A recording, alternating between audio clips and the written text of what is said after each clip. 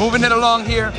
Yesterday, I asked you a question in that scrum that you were talking about where that had happened, but I asked you a question about Jake Paul and Chavez. You responded and you said something, and you know, as a reporter, you ask a question, you don't always hear the response, think about the next question, the noise, whatever.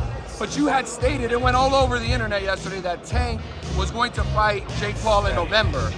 Was that you saying you believe, or you have insight? I mean, look, I don't represent both fighters. I've just heard of multiple strong sources. That's what's happening.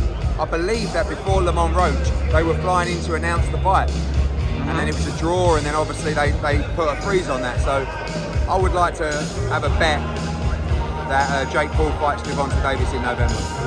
Wow, there you go. There you go. Thank you for clarifying that, Eddie. Last question from me. So on July 12th, we have that fight, you know, the day after the ladies fight in New York with Berlanga, with Shakur. What are your thoughts about the way that the setup is happening fight week? Apparently one is the main event, Shakur during the week, and then Berlanga on Saturday. Do you think that speaks to the star power that Berlanga has over Shakur, or is it logistical? Different things that were agreed with different fighters. So all of a sudden someone complains about being not main event, and oh, I should be main event, and aren't I main event? And then it's kind of like a settlement of, oh well, you'll be billed as main event, but you'll fight last. I don't know. Sometimes it's just what happens. So you don't think there's anything to it but logistics?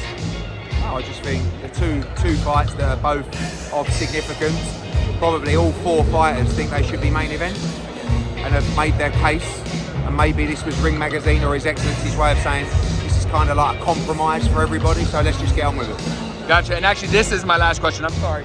Final question for you, Eddie. I heard somebody ask you yesterday, and you gave him an answer, but I just want to ask you maybe in a different way. Did you feel offended by anything Rick Reno said? Yeah. Yeah? Yeah, of course. You know what I mean? Like, I've had a lot of people, promoters, phone me up say, oh, you should have given him an earful. It's like, what? And caused the scene. I know Rick very well. Rick's a journalist, right? So he's got a little bit giddy up there.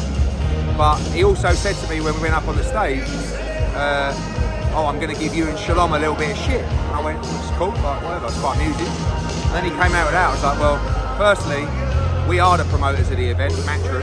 It's a ring event, but we're promoting it. We're the licensed promoter. Our paperwork's across everything. And by the way, we've worked very hard on this event. So have Boxer, actually. So in that respect, I felt it's disrespectful to our team. Also, when we finished, Rick came over, he said, what do you think? And I said, I think you're a prick. That's what I said to him. He said, what do you mean? Because you've got to understand, like, this is my life. And this is my family, and this is 45 years of work in this sport. And I feel like we deserve a lot of credit as well.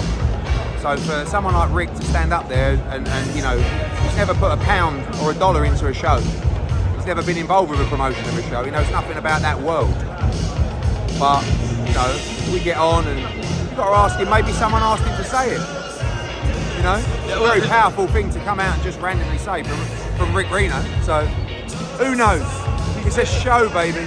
He's giving me fodder to follow up. Okay, just, where do you think that would come from? Who knows? It's a whole world of fuckery. There you go. Thank you, Eddie. I appreciate your time.